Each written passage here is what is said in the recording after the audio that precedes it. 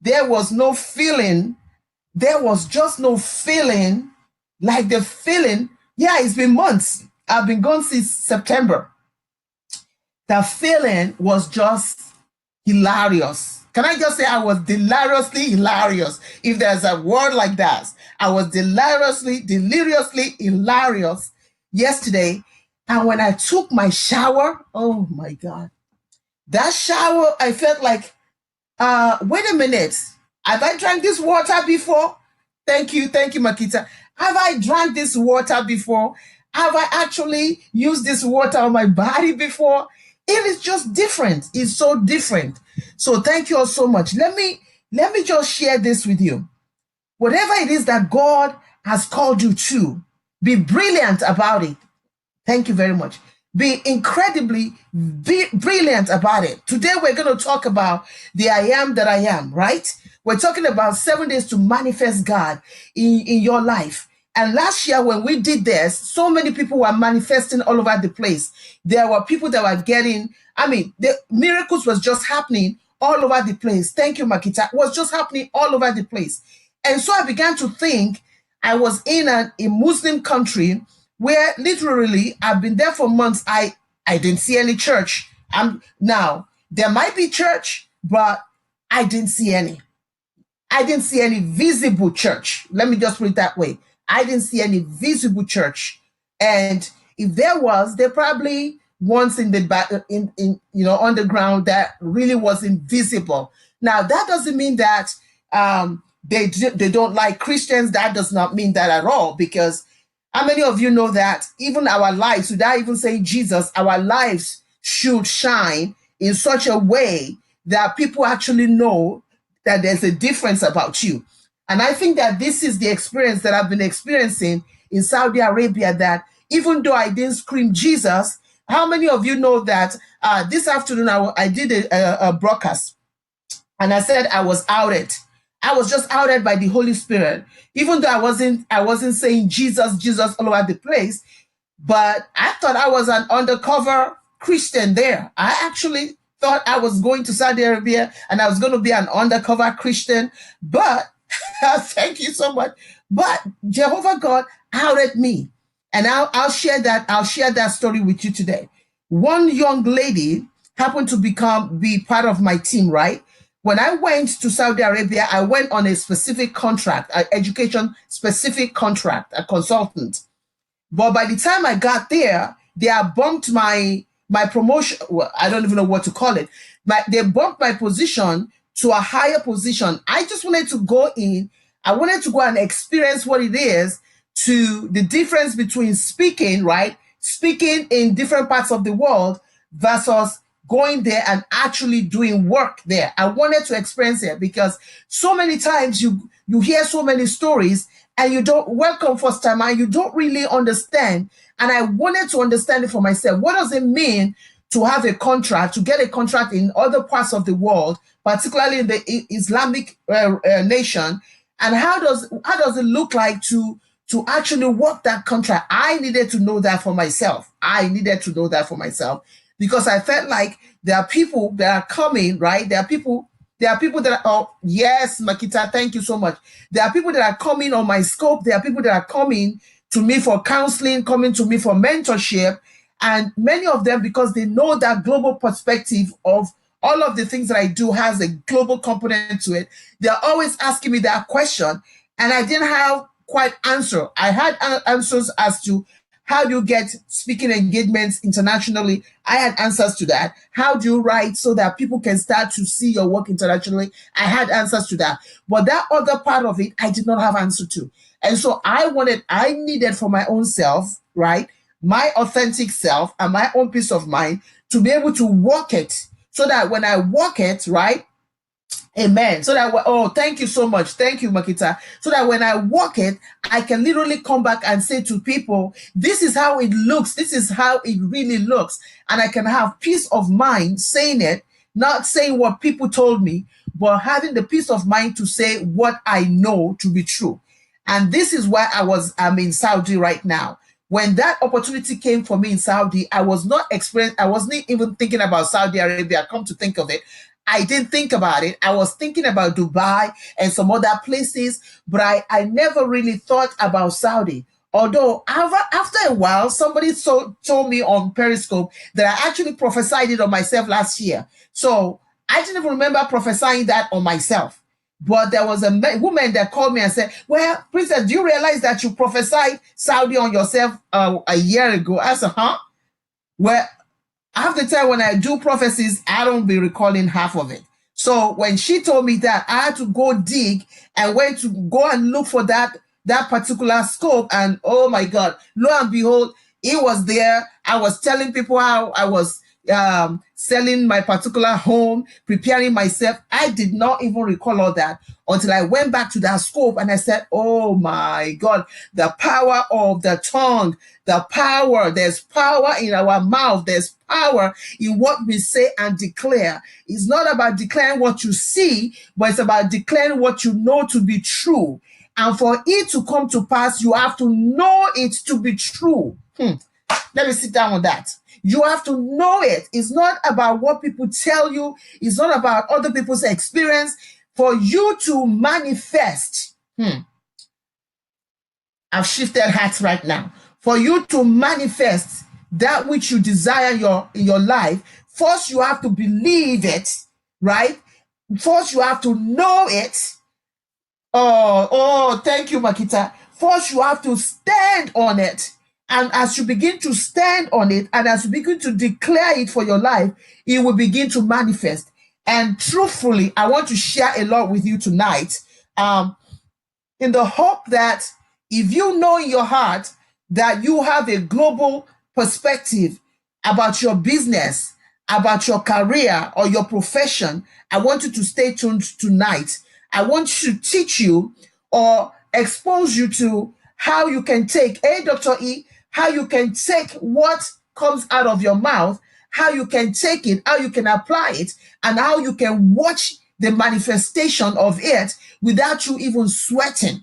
How many of you know, he says, the blessings of God addeth no sorrow, and it bringeth more blessing, and it addeth no sorrow. So anything in your life right now that might be adding sorrow, you want to sit on it right now. Sit back. Hey, listen.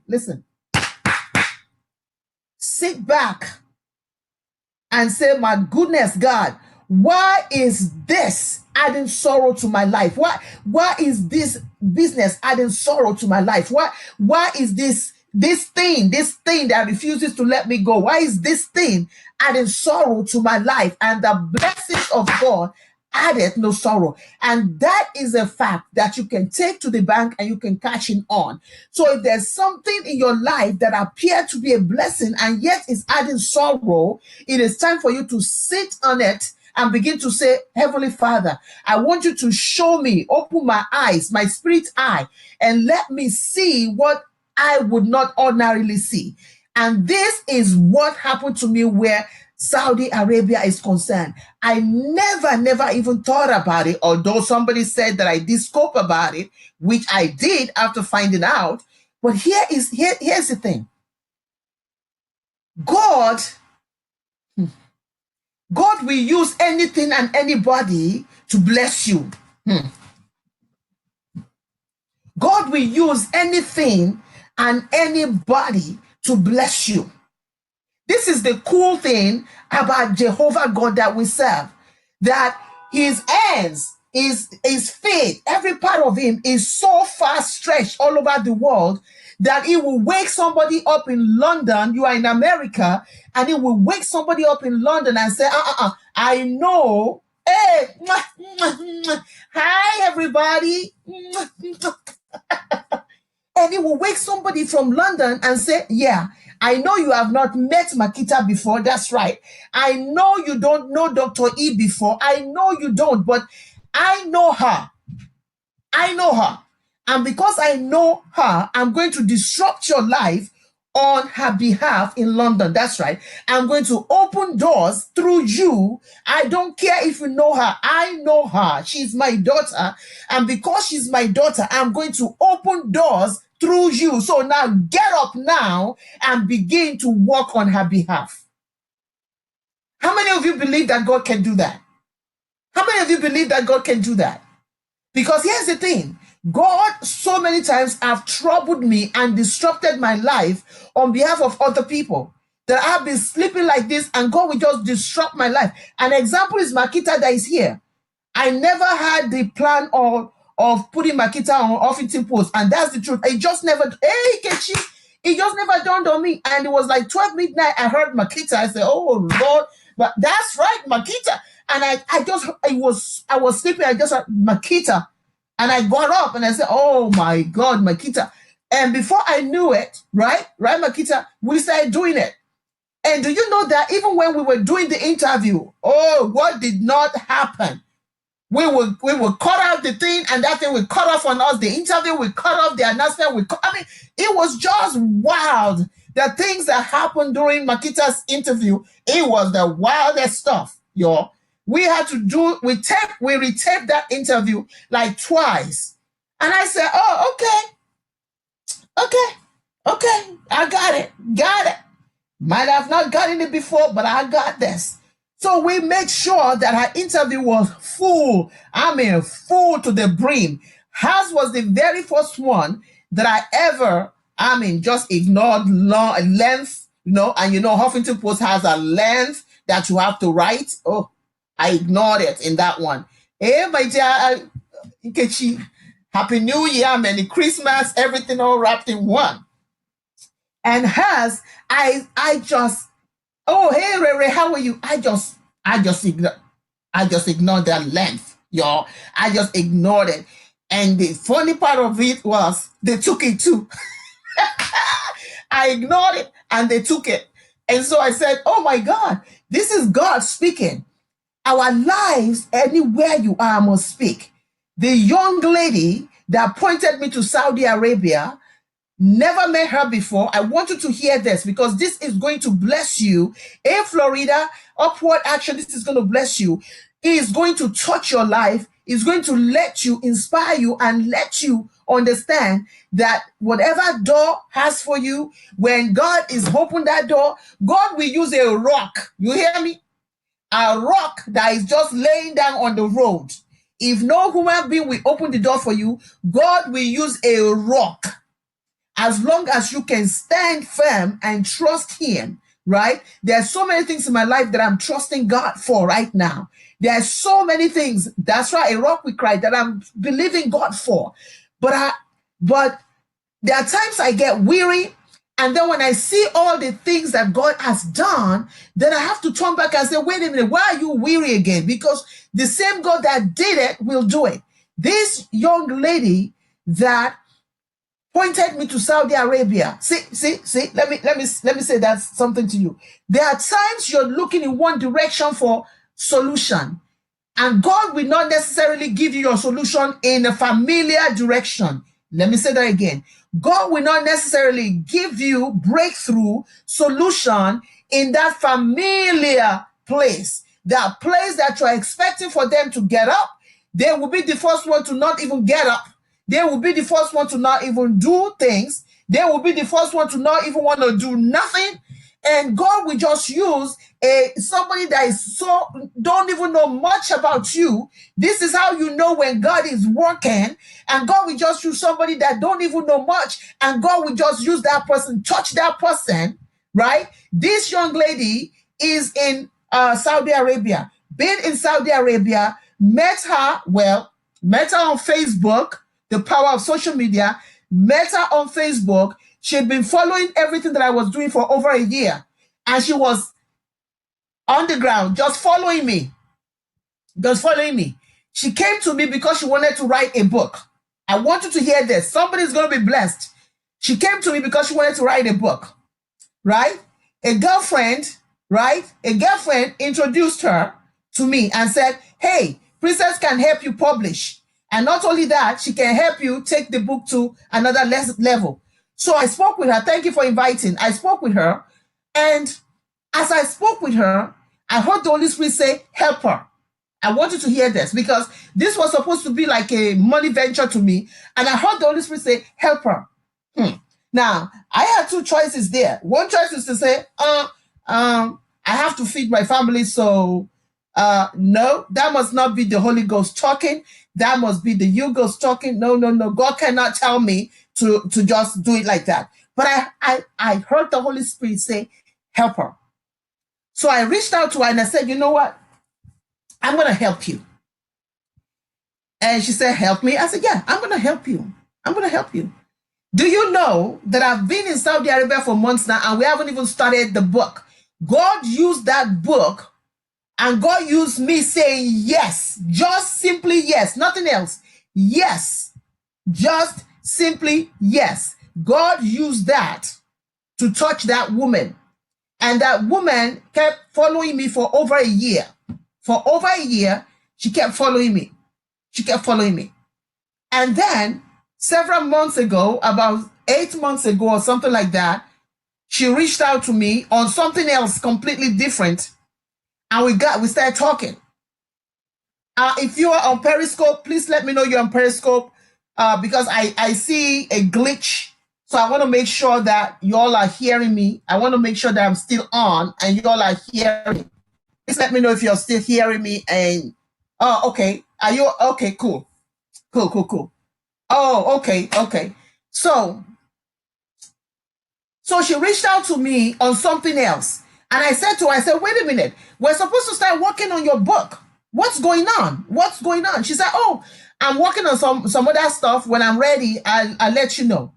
So she goes, she comes back, and she said, say, Princess, I have something for you.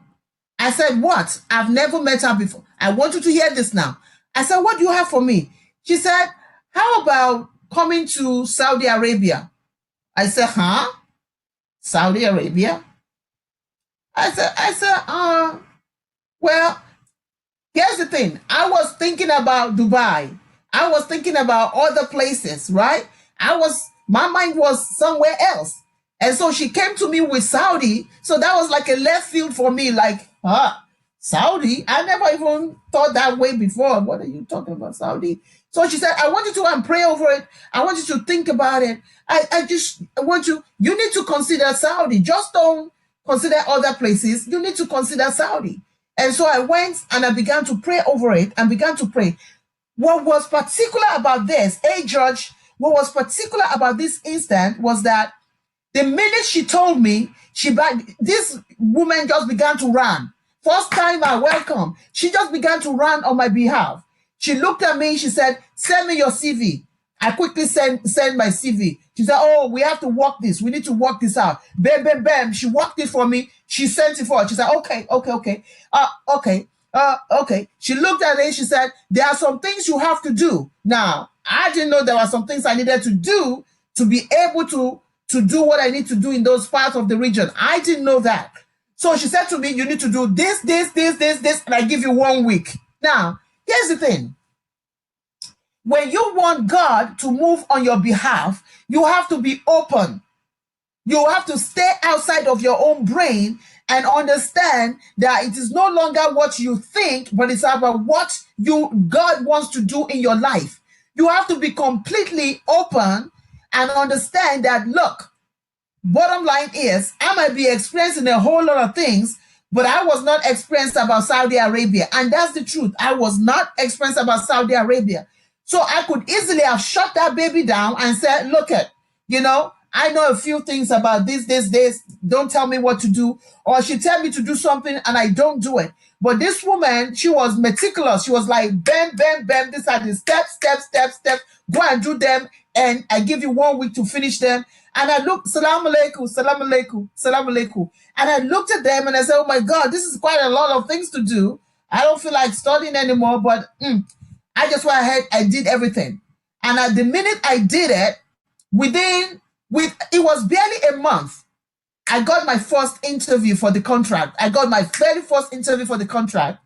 And when I got the interview, I thought, okay, I was just going to sit by one person and we're just going to chat about my experience. Well, there were more people on the round table. Somebody's getting delivered from this one now, delivered from your U-Ghost. There were more people on my table than I was thinking.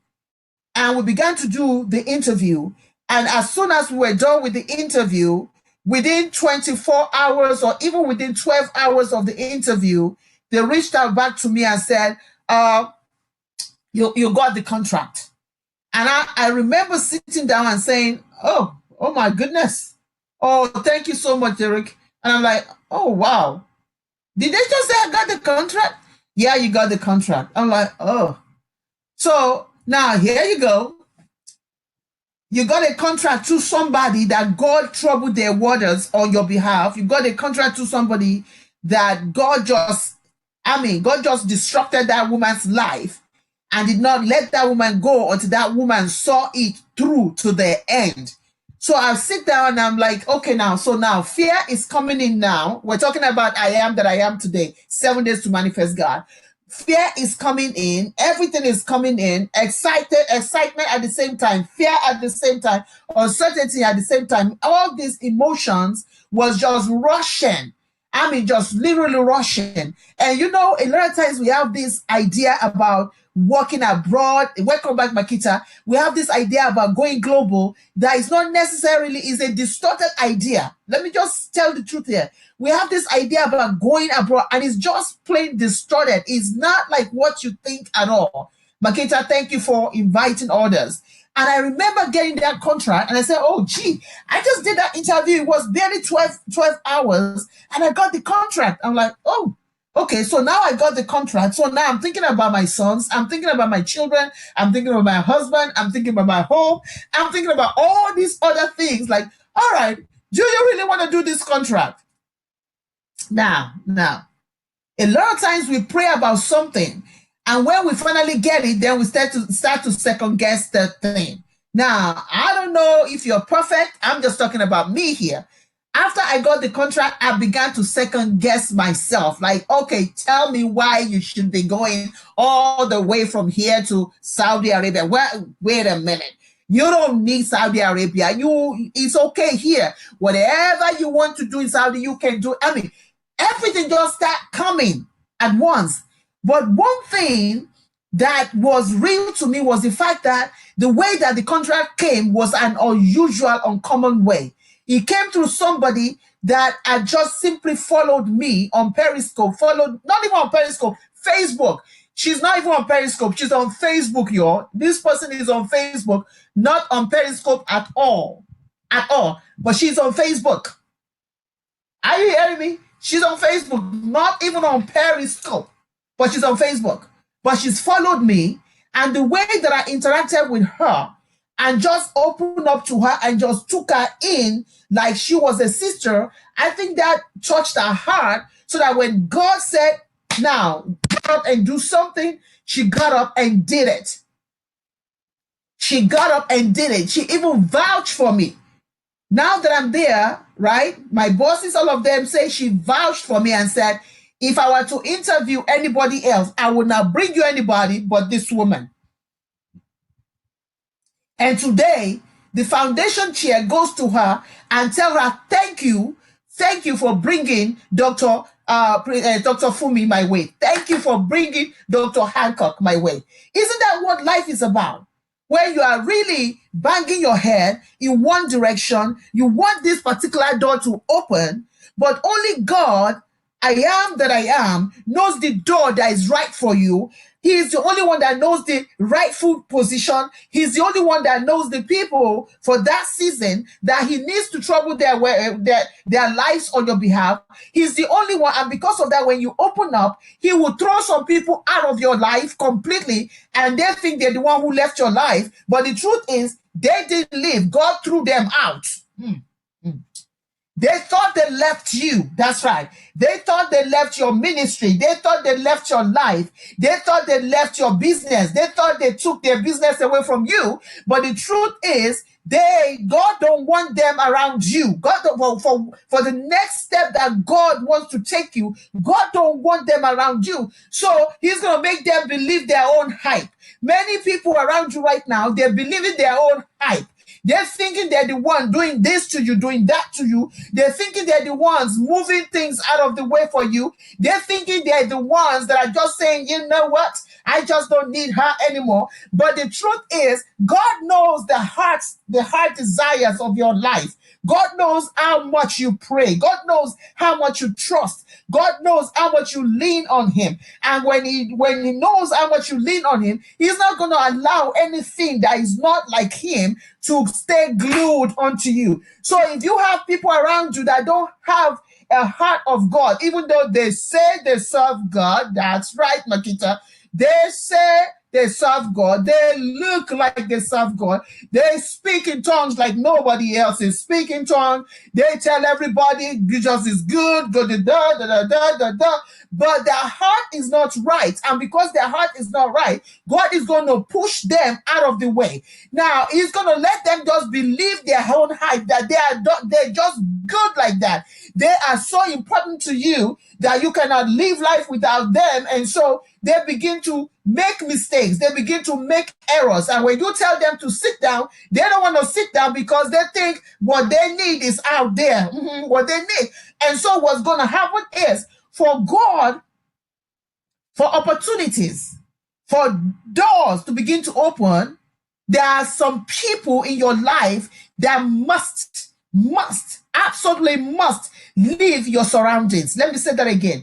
There are people in your life that must leave. I mean, it's not just maybe, they must leave your environment. There are some people that God will not allow them to get to your promised land with you. There are some people right now that your promised land is set, but because you are glued to them, you can't even enter into your own promised land because you are so glued to them. You think that you think that they have the answers to your promised land. You think they have the solution to your promised land. You truly believe that they are the ones that God has called you to take to your promised land. But the thing is, if you can only just say, release,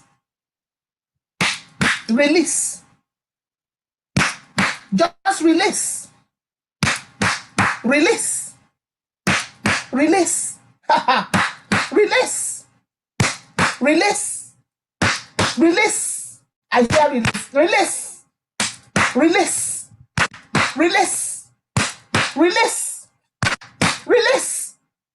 Just release them. Release. I hear that word release so strong. Just release him, release her, release them. Just release. You might not understand it. Just release. Release. And as you begin, that's right, release them fools. Actually, you're speaking eloquently, Miss Makita. I said release them fools. As you release them, God will begin to open doors in places that you have not even begun to fathom. Saudi Arabia was not on my radar. Hey, Dr. Robin, how are you, my dear? Was not on my radar.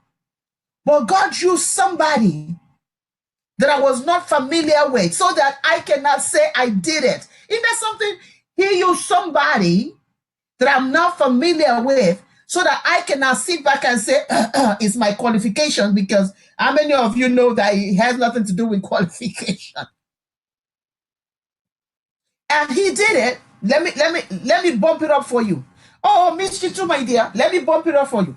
Before I got to Saudi, they promoted me. You're not hearing. Before I got to Saudi, they promoted me. And so they promoted me. And this girl came to me again and said, shh, you've just been promoted. I said, but I've not even gotten there yet. What kind of promotion is this? I said, wait a minute now. What kind of promotion are you talking about? I said, but I'm not even there yet. I'm still trying to figure this consulting out. What do you mean promote? Number one, I've never even met the foundation chair yet. I have not met anybody. You're talking about promotion. She said, shh, you don't want you to know when you got promoted. I said, okay, now, God. Okay. I don't understand what this promotion is about because I'm not even there yet. So I remember after I finally, right? Yes, promotion. I have not even been there and they promoted me. And so I remember going to Nigeria and I start praying, God, show me, do I need to go to Saudi? And she's calling me saying I'm promoted. I'm like, God, do I need to go to Saudi? Then I called. Now, let me tell you something about my parents. My parents, some people might call them Debbie Downers, but they're not. My father believes that you have to work hard for what you get. You have to do a job. That's just his error. He believes that. So that if you want advice and you go to my parents, if they say yes, they're old school, that's it. If they say yes, then you know you're good to go. So I knew that if I go to my parents, if anybody was going to squash this whole idea for me, my parents would be the one. So I go to my parents, I was just ready for him to say no, so I can call Saudi back and say, oh, sorry, I think I'm going to pass on the offer. So I called my parents up and I said it, and my father said, oh, congratulations. I said, huh? He said, oh, my father said, congratulations. I said, no, you didn't hear me, Dad. You didn't hear me. I said, and my father said, no, seriously, you need to hear me. Congratulations. I said, damn. Father, you said congratulations. He said, yeah, it's a new day for your business. It's a new day, a new perspective. And I'm like, oh my God, this man said yes. And my father never said yes to things like, oh my God, she said yes. So I said, aha, okay. My children, I know my children will say no. I just know. So I prayed. I went to my children, and my children said, oh, bravo, that mom. I said, oh my God. Is there anybody who has enough sense to stop me from this madness? Anyone? I called my family. Anyone right now, stop me from this madness. And that's the truth. This is what I was saying. Somebody, I just need one person to agree that I will not go, and I wouldn't go. And I never found that person. Not in my family, not with the pastors that pray with me. Nobody. I could not find one, no. And I had to sit back and say, dang, I am on my way to Saudi Arabia. I am going to Saudi, because there's nothing that frightens me as when God opens the door and you don't step in it. When God opens the door and you don't step on it, that might mess up a whole lot of things for you. And so I remember going to Saudi, and I remember my first day on campus. My goodness, yeah, danger. My first day on campus. And I went to meet the foundation chair, and this woman, pleasant woman, just pleasant. I mean, you're dealing with powerful women, just powerful in their own way. And I remember her standing in front of me, and she was showing me a whole chart. We went from one wall to the other, and I'm standing there in front of this chart, and she's saying, well, I just want to let you know, we really looked at you. We looked at the way you live your life. We looked like da. And so I know we didn't tell you, but we promoted you. So these are the people that you're going to be in charge of. And I remember standing in front of her and saying, oh my God, what is going on here? So I'm standing, he probably looked at me like, what is this woman looking at? I'm looking at her like, all right, these are the people. Yeah. And I left that room saying, what have I gotten myself into? Now, I just wanted to come and work the contract. I didn't want to lead nobody. I already led in my home. So that was good for me. I don't want to lead anybody. I just want to do the contract. So I understood what contract means in that region. And now I'm leading a whole pack. And not only is a whole pack, it's a whole pack of misfits like myself. And yet, you heard it. A whole pack of misfits like myself.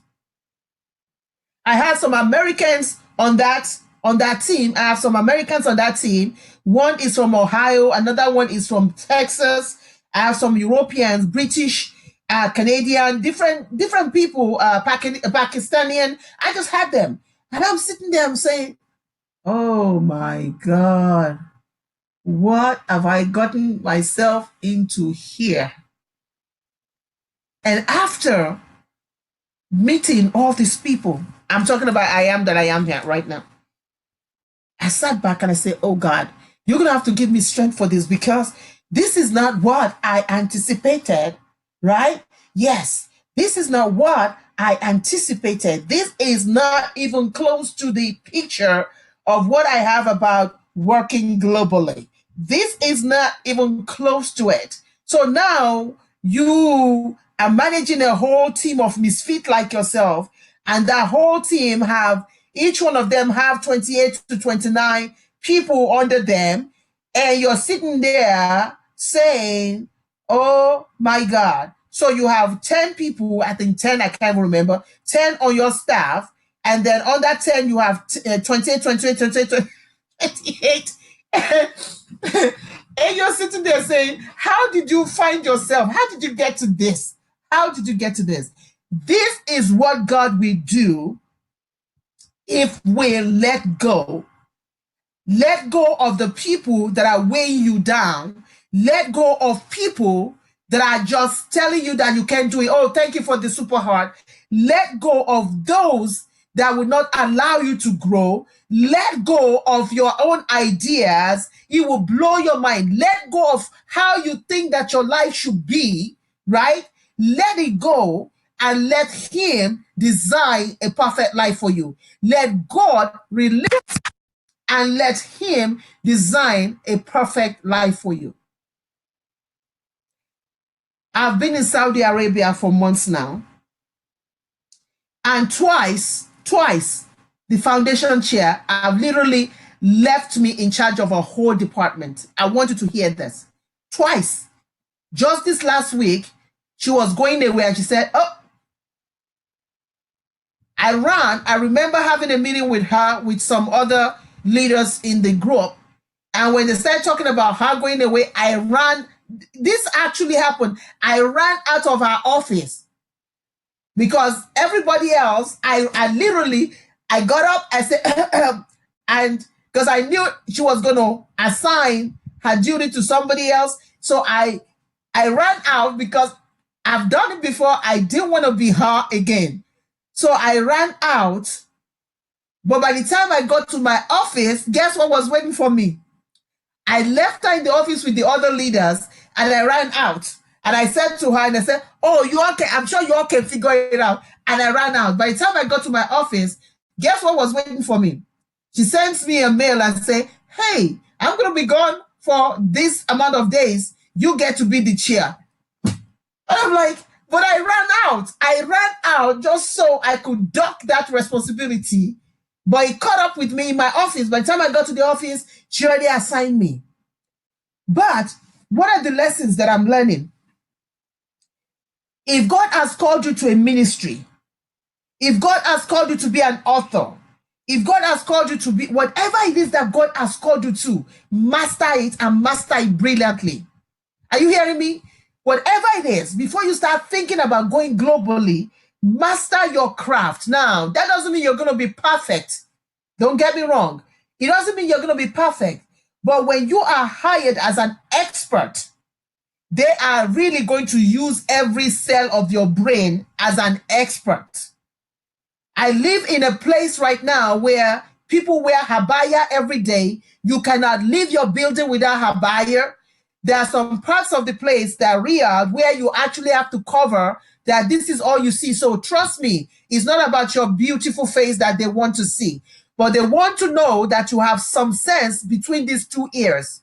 So whatever it is, perhaps if you're trying to get to a part of a region right now and it's not opening to you, pull back a little bit, release that idea and that agenda, pull back a little bit and focus on mastery. That is the message for somebody here today. Focus on mastery. As you focus on mastery, God will be the one to open the door. God will be the one to open the door. And when the door opens, without any hindrance, then you know that you are at a level where you are beginning to master your brilliance. You are mastering what God has called you to. Because here's the thing. Those people they will rely on you to tell the truth, to do it the right way. They will rely on you to say that you are what you say you are. They will rely on you to say that you are who you say you are. They will rely on you to say that you know what you said you know. So this being global is not a funny thing. It's not something that just jump all over you, but it's something, if there's anything that you want to learn from me tonight, is number one, release to the I am that I am. For you to be able to manifest God, first release it, whatever it is, whatever agenda, right? I know this is January. We're all talking about vision this. We're talking about dream that. We're talking about this and that and this. But let this month of January be a month of release. Let it be a month of release. Before you start making those big plans, can we just release first? Before you start thinking about those big agenda of yours, can you just use January to say, God, I'm going to release. I release myself off of my old agendas. I release myself. I release. That's right, Sheminan. I release myself. I release my thoughts. I release every part of me. I release what I thought I am or what I don't think I am. I just release. I release everything, every agenda, every idea, every hope, every thought, every vision, every passion, every mission, every dream. I release. Let January be a month of release. And the thing is, many times, right? January is when you see everybody running around, just running around. I want to be this, I want to be that. I want to be this, I want to be that. And we spend 24 hours saying, I want to be this, I want to be that. And we spend 1 minute with God, right? We spend 1 minute with God, and we want that 1 minute to change the 24 hours. And things don't work like that. So for me right now, I see many people making plans. And for me right now, this January, I'm not making too much plan, but just release. And the biggest plan you can make for yourself, the biggest investment you can make for yourself this month is release. To release and to soak yourself in God's word and to soak yourself in his presence so that he can guide your path. He can guide your footstep as you usher in February and you begin to move forward. Thank you for the heart. Do you know that if you simply release in this month, you can go, full throttle than somebody who got on and started walking and running in January. You can actually go further because now that month, you have dedicated that month to hearing the Father. You have dedicated that month to really see what God wants you to touch and what God doesn't want you to touch. You have dedicated listening, right, to the Father. December 26th, I did a candlelight service. And one word that the Lord said was active listening. That this year is going to be a year of listening. Not a year of doing too much, but a year of listening. Hey, Apostle, a year of listening. Can I say that again? A year of listening. Active listening. There is a difference between listening and active listening. Active listening is engaging the Father. Engaging the Father, discussion with the Father. This is a year of active listening. It's not a year where you're running all over. Thank you for inviting, just running all over town. But it's a year of just sitting down at the throne and just active listening to the Father. So what is the Father telling you this month? What has the Father been putting into your spirit? What has the Father been telling you about your life, about your home, about your business, about your health, about your industry, about your company, about your ministry? What has the Father been telling you? Because this year, I'm telling you, that word active listening has been trying me. Seriously, trying me. Release. Release. Let me share another story. This is a praise report. This just happened last week. There is an American on my team, young lady. She comes from Texas. Even though she's on my team over there, we're not really like close, but she's on my team.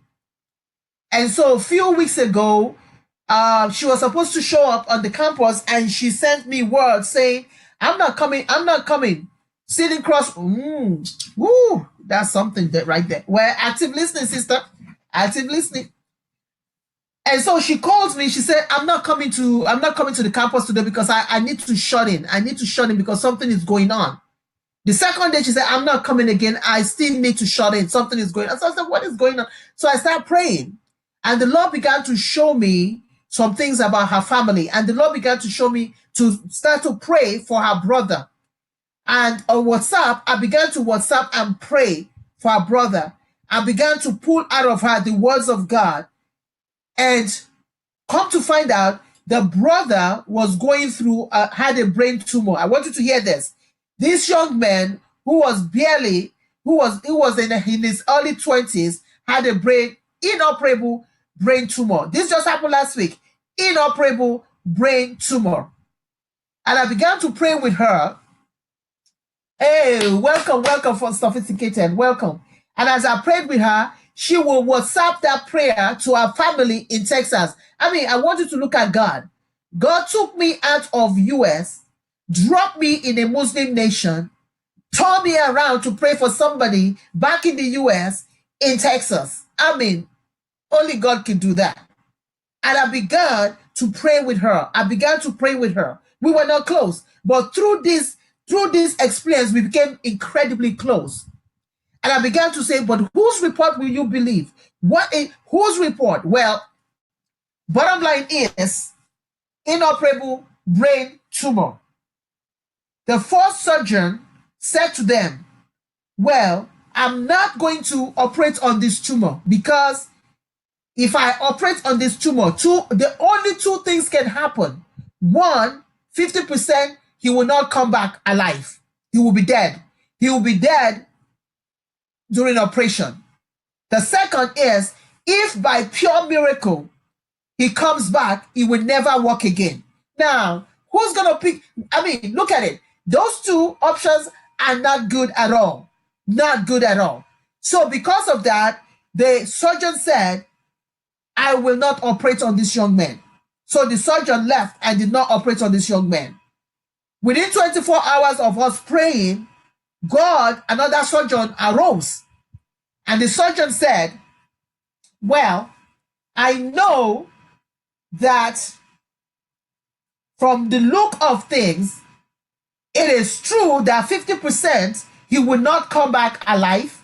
I know that, but I'm still going to operate.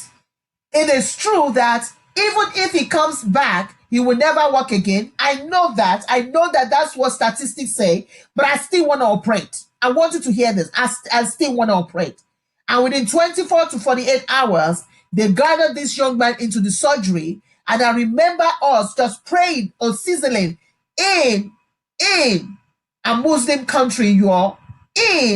First time I welcome in the Muslim country, and we began to WhatsApp each other and just began to pray and tear down the wall in Texas. Just tear down. And she would give me reports that, oh my God, they did not find too much blood, they did not do this, they did not do that. The second day after surgery, please, ladies and gentlemen, hear this one. Second day after surgery, this young man, after a brain surgery, he was sitting up paying his bills.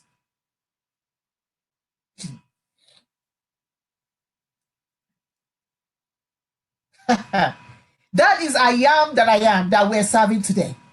Second day of brain surgery, he was sitting up in bed paying his bills. And the girl finally came out of the shut-in and came back to college and said, oh my God, this is such a miracle that God gave us this Christmas. Now, when we are going through something in life, there are times you're just going to have to shut yourself in, ladies and gentlemen. I know we don't like to fast. I know we don't like to pray long, but there are times when you're going through something. That young lady shut herself in. She told everybody, you're not seeing me on campus. and she may deal with her Heavenly Father. And she shut herself, she shut down everything around her. And the only thing she was getting was prayers, was prayers, was prayers, was prayers. And this young man is healthy today. This just happened last week. This is War Room, that's right. This is I am that I am. Hey, Javis, this is I am that I am. The great mighty warrior, the everlasting Father, our healer, our provider, our bright and morning star, our rose of Sharon, our lily of valley, the God who opened door that no one dared to shut. And when he shut a door in your life, no one can reopen that door. I don't care what they try. They will never, never, never, never be able to reopen it. This young man, let me tell you the irony of it. Let me tell you the irony. There were two people on my team. One of them, the mother was dying. The other one was this young man. One shut in, right? One was Muslim, another was Christian. So the one that was Christian shut in, went into a shut in. The one that was Muslim prayed to Allah. That doesn't mean nothing wrong in that. She was praying. We were believing for her. But at the end of the day, sadly, her mother passed, but this guy lived. Now, I can tell you why that happened. I can't tell you why it happened, but it was just strange to me that on the same day we had news of both of them. One passed and the other lived. Now, why is that? Why is that?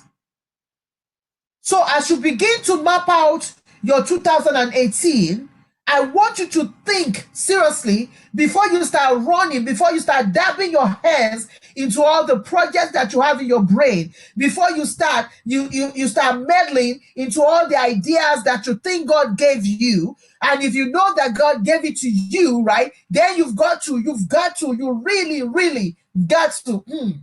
Who said that? We didn't have no choice but to become Muslim or that. Oh my goodness. Oh my goodness.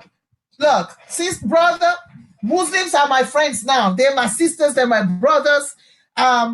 Choice, I don't know about choices, but that's who they are to me. So, January 2018, make this month a month of choices. Let's just start with that. It's a choice to serve God, right? It's a choice to serve God.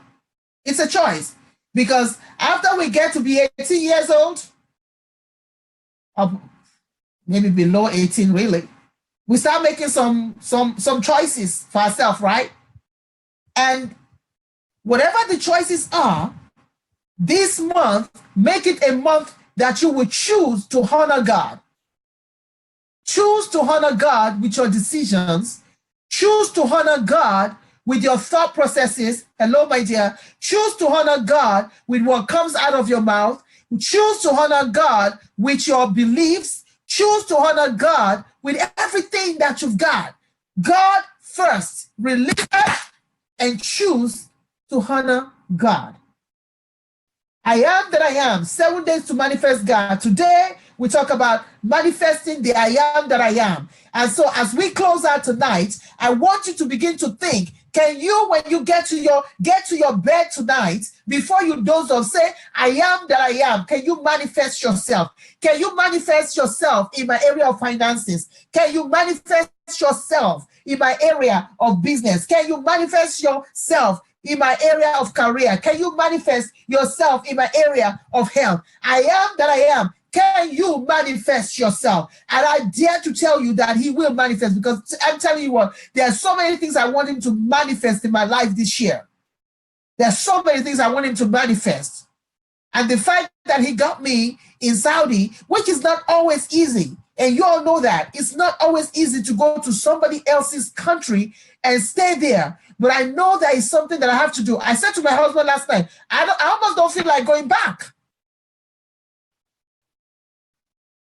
And he'll give you that peace. I almost didn't feel like going back. Right? But the other part of me knows that I have to complete my I have to, it's a journey that I must complete. If it makes sense. I don't know if that makes sense. Like, your flesh don't want to do it, but you know that is a journey that you have to complete, if that makes sense, right? So that knowing that is a journey that I have to complete, it does good. Knowing that it's a journey I have to complete is what gives me strength. Because I'm going to tell you now, living in Saudi is not easy. Your why have to be incredibly huge. If you do not have a big enough why, like my sister Wendy says, if you don't have a big enough why, you will run. You will run. You will run. Because it's just a different world. That doesn't make it a wrong world. It's just a different world. It's a different world. I mean, it's a different world. When you guys were celebrating Christmas, we were at work. So there were so many things I had to adjust to. Number one, I had to adjust to the fact that I was on somebody else's campus on Sunday working. Now, that was a huge adjustment for me right there. That, oh my God, that's a huge adjustment, because that's like, you know, no church, right? So Sunday morning, when you all are, oh, happy day, we're on campus working, right? Campus working. When it was Christmas, it was just like any other day. We were at work.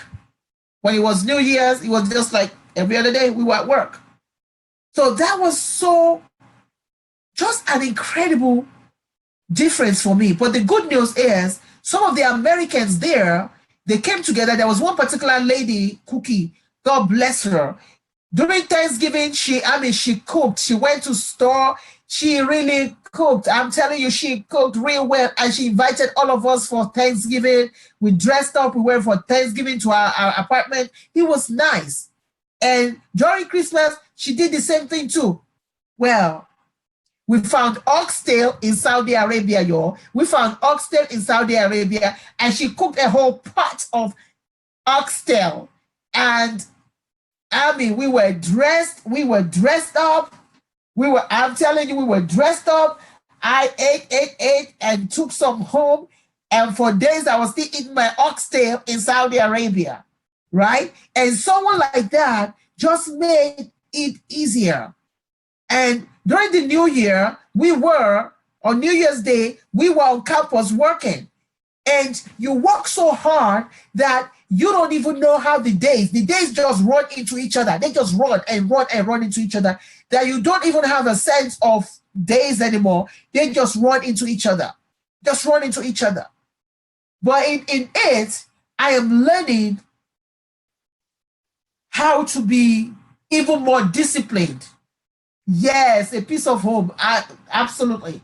I'm learning to be more disciplined in my thoughts, in my process. I'm learning to be more disciplined in the things that I do, right? I'm learning to be more disciplined with finances. I'm learning to be more disciplined with my business that God has given me. I'm learning to be more disciplined with career. I'm learning to be more disciplined all around me. Just learning discipline. Because if you are not one, right? That's right. If you are not one that are not disciplined, you can go global. Just stay in your little zip code. Stay in your community and be brilliant in your community, right? Going global is not a fad. Can I say that again? FAD. Going global is not a fad. It is reality. And it was tough. It was tough to watch my sons on Skype eat, and I'm not there. Stay in your zip code. That's right. Stay in your zip code. It was tough to get on, right? But because of that, we've learned processes that is in place. In fact, even right now, I'm actually closest to my family, my sisters and my brother. All of us were even closer now than I was when I was in the US, because now we have a family WhatsApp, and we're all going there. We send videos to each other. We We chat each other up. We encourage each other. We tell each other what's going on. And we're even more closer than when I was in the US, which is so strange. We're even more closer, right? And so with my sons, every Saturday, which I need to call them soon, every Saturday we get on. We never miss that Saturday. And we get on Facebook Messenger. Facebook Messenger was really working there, WhatsApp air, but Facebook Messenger was good. And we would get on it and we would just, heart each other up. So that if you intend to go global and you've tried to go global, this is for somebody right now. And it seems like every time you try to go global, something shuts that door for you. Wait,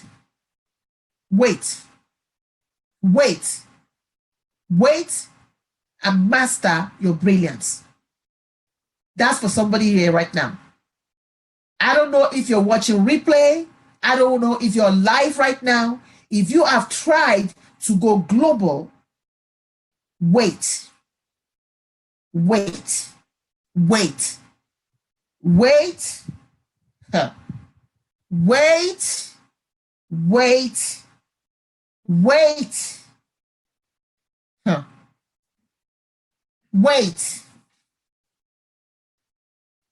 If God wanted you to be there today, you'll be there. But every which way you are turning, it seems like doors are being shut. No, it's not the devil. Wait.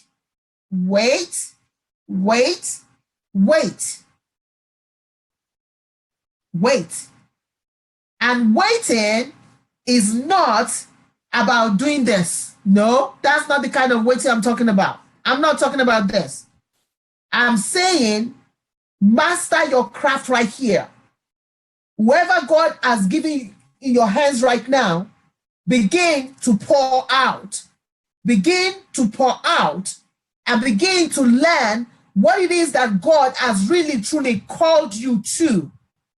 And as you begin to master that, you will begin to manifest God in that area that you're looking at. And let me say this again. You might have been looking in one direction and God is getting you global in a different place. Wait.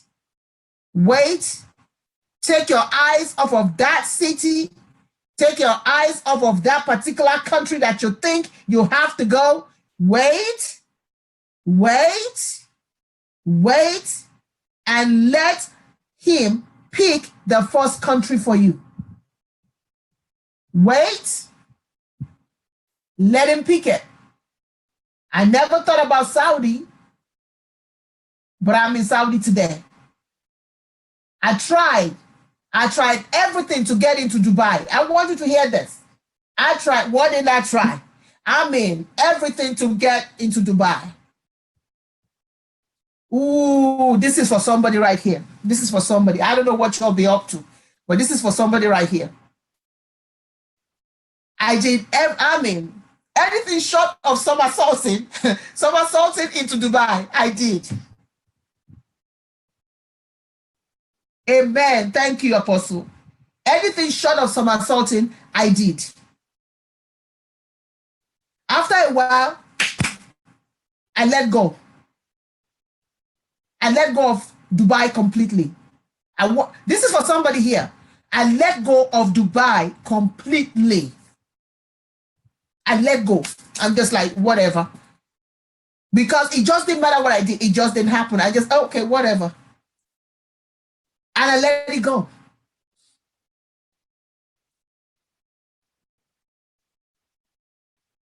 And as I let it go, God opened the door in Africa, in Nigeria, to go and become part of a TV series. And as I fulfilled that, God turned around and opened the door for Saudi. Now, isn't that interesting? So today, let me tell you something. So today, I'm sitting here, and then I get this wonderful, beautifully written letter from Dubai saying, oh, we like what you do. Can we talk? And I'm like, really? Can we talk come to bike and we thought, I don't left you alone. Do you understand that? There are times there are some experiences you need in other parts of the country before you now move into those areas that you really want to go to. Wait on it. Wait on it. So that you can hear where God has called you to for this season. Don't worry, you're going to get to all those other places too. But if you do not get to where God wants you first, getting to those other places might be a hard one. So, whatever the agenda that you have in your mind right now, whatever the plans that you have in your mind right now, remember that you serve I am that I am, the Almighty God, the everlasting Father, the all-knowing, the powerful, the omnipotent, the omnipresent, the omniscient God. Jehovah is his name. Jehovah Rapha, Jehovah Gada is his name. The I am that I am, the lily of the valley. That is who you serve today. Love, keep me welcome. That is who you serve today. And when you understand that you serve I am that I am, the great and mighty God, the rose of Sharon, the lily of the valley, bright and morning star, Almighty Jehovah is asking you today, wait on me, daughters of Zion, wait on me, sons of Zion, wait, let me map it, let me chart it. God wants you to wait on him. Wait, master your craft, master who God has called you to be. If he's called you to be an author, master it, whatever it is, because God will use everything that he's called you to be. And when they finally drops you into that place, you're going to use every ounce of that experience. Some of you right now, if you dare to wait on the Father, you will find yourself in another country completely different from where you're talking about. He will army completely. Apostle, welcome. Completely. Thank you for inviting. You will find yourself this year preaching the gospel in a completely different area than what you taught before. Wait on God. Let him map it. Let him chart the course for you. Let him do it. Wait on God. Wait on God. Wait on God. If you have any questions, please throw in your questions and I'm going to close out because I'm going to go rest. I need to call my boys. I forgot that I haven't called my boys yet. They're probably saying, but what is going on with this woman? This woman got here and she's not calling us. When she was in Saudi, she was calling all right, left and center. Now she's here. She's not even calling us. What's going on? You're welcome, Naturally Deal. If you have any questions, please let me know. Remember, 7 days to release your amazing life.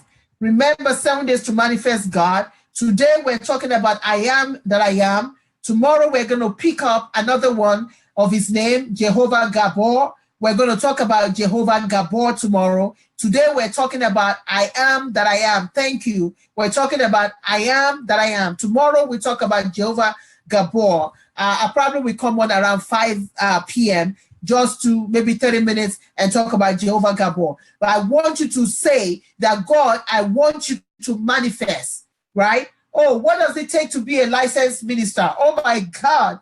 Oh, Makita is here. She's a licensed minister. Well, I think you have to be affiliated, right? You need to be affiliated, number one, with not an organization, but a ministry. Makita, I don't know if you can share a little bit about that. I'm going through my own ordination right now, so very shortly I will be ordained too. So I've been going through that. But for me, I have been aligned with Foursquare. I've been aligned with Foursquare and Apostle, Prophet Solomon, who is not apostle. That's right. Be under a ministry and you must be trained. Oh, thank you, Jesus. Say that again. You must be trained. And that's what I've been doing for a while now, because after I met Prophet Solomon, they were like, oh my God, you're already operating in the capacity of an apostle, but now we need to That's right. Now we need all that. We need to be able to do it officially. And so that's what I'm going through under Foursquare right now. In fact, I just completed all my studies while I was in Saudi. That's when I got to complete it. When I was here, yeah, download from Google.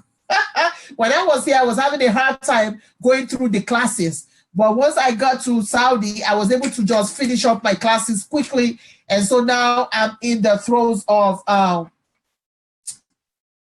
no, I'm not disgusted. I'm a woman myself, so I cannot be disgusted. Why would I be disgusted? No, not really.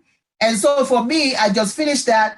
And now I'm moving on to the next step, which is interviews and all that. And once I'm done, you guys are going to be the first one to hear that I've been, Can I take this for other areas of my life if I'm not an entrepreneur? Absolutely. 7 days to manifest God is just that. Manifest Him in life, home, business, right? Some of you here have taken my course, 7 days to release your amazing life. And thank you to all of the people you came back and you gave me great reviews about 7 days to release your amazing life. Because here's the thing, your amazing life, if you do not learn to control and do life, you will not be able to succeed in business. You will not be able to succeed in any other parts of your life. So it's important for you to learn how to live an amazing life. Even in the midst of trial, you can still live an amazing life. Even when things don't look like they're exactly the way you want it to be, you still can choose to live an amazing life. And ever so often, that needs tools. It needs us to align with people that have tools that can help us to continue to maximize ourselves, even in the midst. Joseph, his life was not easy, right? Joseph was going from one trouble to the other, from the pit, from the pit to slavery, from slavery to prison, from prison to the king's palace, from king's palace back to the prison. Joseph's life was not easy, but there was something that was unique about his life. He learned wherever he was to live an amazing life. An amazing life means letting your light shine, that wherever you are, in a prison of your own mind, in a prison of poverty, whatever it is, to let God shine regardless. So Joseph, that's why I released, Joseph was an amazing example for us, where everywhere it's almost like, oh my God, is this brother going to even accomplish anything? Because every time he thinks, ooh, I'm almost home free, then boom, he gets storms down, he gets demoted again. Then he works his way back up. He's like, oh, I'm almost there. I can see, boom, boom, boom. So we've got to learn. And there are times we have to reach out to each other and learn how to live an amazing life. So when you go to storytellerbistro.com, you see a trailer of what 7 days to release your amazing life is. 7 days to release your amazing life is a program that really helps you to, number one, discover or rediscover yourself, right? Yes, it's exhausting, right? And once you discover what you've discovered about yourself, you need to learn how to ignite what you've discovered. You've got to learn how to ignite what you've discovered, right? Once you learn how to ignite it, you cannot launch what you have not ignited. Ooh, I just cracked the code moment there. You cannot launch what you have not ignited. Many of us are trying to launch things and they're not ignited yet. We have not ignited it and you're launching it. That's why it's not working, because you're trying to launch something that is not even, right? You've not even ignited it. And so there is a concept, there is a precept, there is process. There is process. First, you have to discover it or rediscover it, as it may be for many of us, right? Dig deep down, rediscover it. Then once you discover it, then you set fire, right? To ignite means to set fire to something, right? And you cannot launch what you have not set fire to. Many of you haven't even set fire to it yet, and you're launching, and you haven't even set fire. So you ignite it, and then once you ignite it, then, oh, thank you, Makita. Then you now launch it. You launch it. And when you launch that baby, world, ready or not, here you come. Because you've taken your time to discover every step of it. You've taken your time to ignite it, set fire to it. Now you're launching it. Now, here is where many of us mess up. Between launch, we can sustain what we launch. We're having a problem sustaining what we launch. We don't have a problem launching things. We can launch 44 things in 1 second. Woo! I'm telling you, there's a process to this. And so once you launch it, you have to learn the concept of how do you sustain what you've just launched. So let's go back again. You discover or rediscover it. You set fire to it, which is you ignite it. Then you jet set it, which is you launch it. That's right. You jet set it, which is to launch it. And for you to launch something, you have to know the direction. You're launching and you don't know the direction. If I say, who do you serve now? You probably would say, everybody. If I say, who are you speaking to now? You tell me all the women in the world. If I tell you, but who is buying your product now? You say, oh, men and women, everybody all over the world is buying it. Well, right? So you jet set it, which is you launch it. Then while you're jet setting it, you're on a target, you're going somewhere with it. Then you learn to sustain. And this is where you bring the equilibrium, right? The balance. You learn to sustain what you already just set. I'm telling you, there's a process to it. You sustain what you just set, right? And as you sustain it, then you begin to live it. You begin to live it. You can serve everybody. Phew. Hallelujah. Then you begin to live it. And as you begin to live it, the last part of it is whatever it is that you live, you've got to pay it forward. You've got to pay it forward. If you are starting a business right now and it doesn't have a pay it forward component, you need to go back to the drawing board. I'm just saying, you need to go back to the drawing board right now. You need to go back to the drawing board because you've got to do those steps. So 7 days to release your amazing life, even though it's 7, and 7 is the number of completion, even though I said 7 days, that days could be months for you, it could be a year for you, it could be 2 years, it could be 30 days for you all. Whatever your 7 days is, 7 days to release your amazing life is what it is. Let me see if I can open it for you guys here so that you can see what we're talking about. Let me see if I can open it. Let's see what we can do here. Let's see if we can open it for you. Let's see if we can open it. Just bear with me for a second. DH. So just bear with me. Let me see if I can get you the trailer so that you can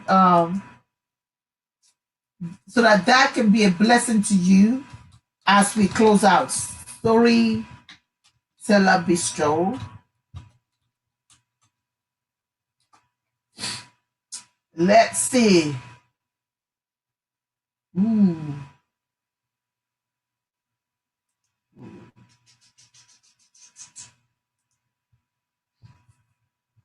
All right, let me see. I have to be careful with this.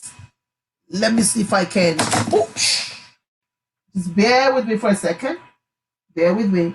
So for those of you who are on Facebook watching me right now, you can go to storytellerbistro.com. So let me just walk you through 7 days to your amazing life. This is 7 days to your amazing life. This is the course that we're talking about. I'm telling you, it's a blessing. I'm so grateful for those of you that are bringing in your reviews on this. Let me see if I can do the trailer for you here. Let's see. Let's see if we can see the trailer.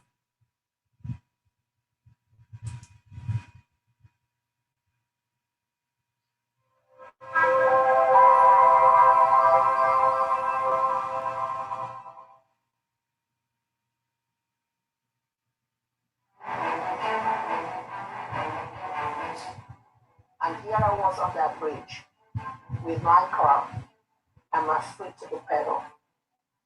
And I began to hear in my mind, is this the legacy that you want to leave your children?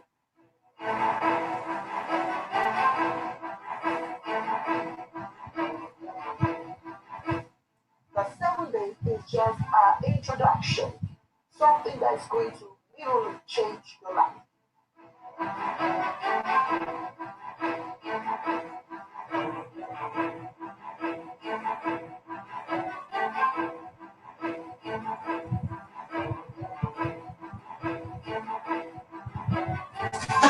Bakita, you're bad. You did not find your calling. You did not find your passion.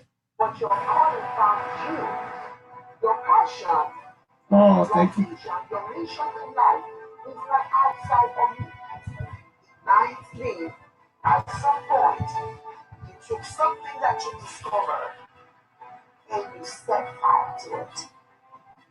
And I remember leaving that room so distraught and saying to myself, okay, the passion is gone now. But now, how do you jump from knowing your why to literally walking that passion? Thank you. Now, your area of brilliance is your purpose. Your area of brilliance is your vision and your mission in life. That is your area of brilliance. That is where you shine. What are the steps? What are the tools that you need to turn your passion into profit? And in fact, the smaller your niche, the more successful you are. Let me say that again. The smaller your niche, the more successful you are. You need to be able to take a look, sit back, and take a look at areas of your life, physically, emotionally, that needs attention. There is going to be a point and a time when you will not be able to do what you're supposed to be doing. So Live It helps you to live your best life. Your finances, how do you sustain your passion? How do you sustain your business? Now that you are in the throes of making money, able to sustain it means that you're literally looking at your finances almost on a monthly basis, if not weekly, and making sure that you are on target. And so, thank you. Forward, let me tell you about myself. I'm looking forward by going to Africa and blessing the children there. And then the product that you develop and then the services, you have to put that. You have to think about paying it forward.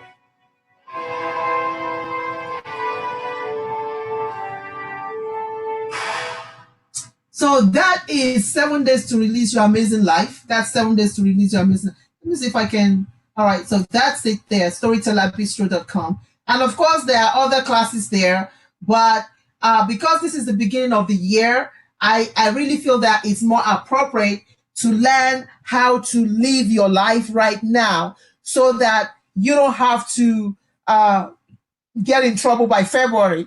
Half of us is already in trouble by February. We're already in trouble. And so 7 days to release your amazing life really walks you through it. You discover or rediscover it. You ignite it. You launch it, right? Once you launch it, now you learn how to sustain it. As you sustain it, then you turn it into profit. And as you turn it into profit, you begin to live that life. And as you begin to live it, then you pay forward. Now, some of us have it all jumbled together. We want to launch it and we haven't discovered what we're launching yet. We want to leave it and we have not even sustained what we're doing. I mean, we just have it all upside down.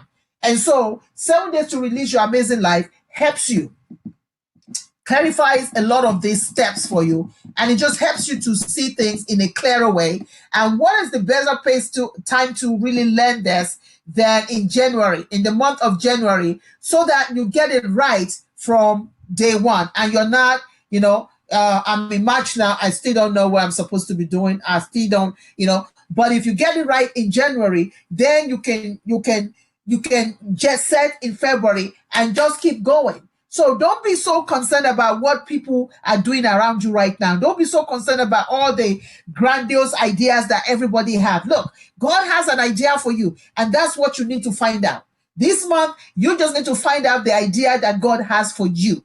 And as you begin to take this kind of master classes, I think it's on discount right now for $97. And as you begin to take these master classes, it actually opens it up. One of the things that one of the ladies that took it said was that in the middle of it, she was crying. Let me find her review. She said she was crying. That kind of blessed me when she said she was actually going through the course and she was crying. That blessed me right there, because that is something that she had bottled in forever. And she said that because of that course, she was able to go into areas of her life that she kind of shunned off, and she's closed, she kind of closed off on. And because of these kind of master classes, it was, she was able to really, really look at that part. And because of that, she's better for it. She's better for it. So this is what the kind of masterclass we do. Go to storytellerbistro.com. Of course, there's other things there too. But I truly believe that 7 days to release your amazing life is going to really help you to really map out the things that you're supposed to be doing and cut out things that you're not supposed to even touch. Just cut it out. And right now, many of us don't know because we're in our heads. So a lot of ideas are coming to us. We're watching other people's ideas. We're watching everything around us. So all these things is coming at us. Everything is just coming at us. And if you're not careful, you can bite the wrong, you can chew on the wrong, whatever you want to call it. You can chew on the wrong thing, and you will really be convinced because you will find a scripture to support that wrong thing, even though it's the wrong thing for you. It might be the right thing for your twin sister. It might be the right thing for your twin brother. But for you at that season, it might be the wrong thing. So it's important for you to really be focused, and really be focused. So 7 days to release your amazing life help you to be focused. First, discover it or rediscover it. Then, once you discover or rediscover it, then you are able to ignite it. Once you ignite it, then you can launch it, because you're never going to launch something you've not ignited. I'm saying it again. You will never launch something you've not ignited. Once you launch it, then you sustain it, because how do you sustain something that you haven't even launched? Right? You can sustain something that you have not launched. You have to launch it first before you even think about sustaining it. And you're not going to leave it until it's sustained. Ooh, that's a word for me right there. You're not going to be able to leave it.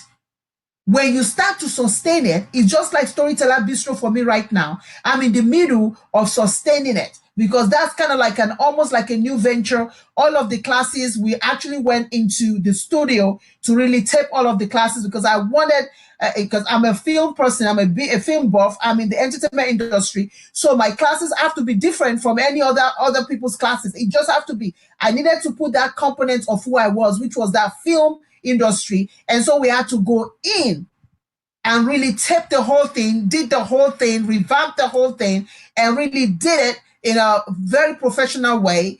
Expensive, but I'm glad about it because I know it's going to eventually pay off. So I'm in the throes of sustaining. And so I can't really say I'm leaving out Storyteller Bistro. Now, I leave out Princess of Suburbia on a daily basis, but Storyteller Bistro is something that I'm still, I'm finding my footing because I'm doing it in a different way. I have new team from all over different parts of the world that are coming together and helping to make it a success. And so it's important for you that whatever it is that you're launching, you better have plan to sustain it, right? And as you sustain it, you live it. And as you live it, then you can pay it forward. So those are the steps that we must take in life, in home, in business. In life, in home, in business, or career. In life, right? You have to be able to discover your relationship with your husband. If you're married, you have to discover and keep rediscovering and keep peeling back all the onions. I don't care if you've been married for 30 years. There's still an onion that needs to be peeled in that relationship. And so you discover and keep rediscovering, right? And as you discover these new things, these newness about your relationship with your husband, with your children, with your friends and all that, then you ignite it, right? You set fire to that relationship. And as you set fire to it, then you launch it to another level. All of this, 7 days to release your amazing life, it works in home, in life, business, career. You can literally take everything and use it for whatever it is. Some of you might buy it not because of business, but you can just buy it for just life in general, right? You discover something about your life, you ignite that thing about your life, you set it at just set it, that particular thing, that particular discovery about yourself, that particular gifting that you have, that ministry that you have, you just set it, then you sustain it, then you live it, then you pay it forward. So that's what Storyteller Bistro is all about. So thank you all so much, Makita. We need to talk before I leave, We need to talk before I leave. So let's make sure that we connect before I leave. I leave in few days. Yes, I leave in few days again. It's a very short trip, but I leave in few days. So you all need to just pray for me that as I go back again, the Lord is my strength. That I don't know what's waiting for me there, but I know it's not going to be a dull moment. So just keep me lifted up. Oh, thank you, Makita. Just keep me lifted up as we begin to go back. Storyteller Bistro, the magazine is out. The magazine is out. Makita, I need to talk to you about the magazine. It's called I Am a Master Storyteller. So I need to talk to you, Makita, later about the magazine. We're on the second issue right now. And praise God Almighty, because God is doing an incredible thing with the magazine. It's a magazine that was actually created to bring awareness to Storyteller Bistro, but it's taking a life of its own right now. And so we are really featuring those who are master storyteller. In fact, myself and let me show you. Myself and Wendy, we were featured this month. Let me see. This is I Am Storyteller Bistro. This is the latest one here, right? Myself and Wendy talking about going global. So this is the newest. Please go to PayHip Master Storyteller 1, bit.ly/Master Storyteller 1, and just get you a copy. Get you a copy of it. See what we're about. And this is what we do. We feature master storytellers. Either you're a business, you're a ministry, it doesn't matter. But we feature master storytellers because we know that there's power in our stories. You're going to see a lot of things happening with this magazine. I think, let's see now. You're going to see a lot of things happening with this magazine. Oh, thank you. So that's me and Sis Wendy right there, wishing you all a happy New Year. So Makita, I'd like to really talk to you before I leave about it and what thoughts and what ideas that I have where that is concerned. I'd like to speak to you on that one. So thank you all so much for just spending your time with me. Thank you for spending your time with me today. And I will see you tomorrow at 5 o'clock when we're going to take another name of Jehovah God. We're going to do Jehovah Gabor. Jehovah Gabor. You love the cover? Yeah, with Wendy, right? Mm-hmm. Yeah. Bye, everybody. Bye-bye now. Bye.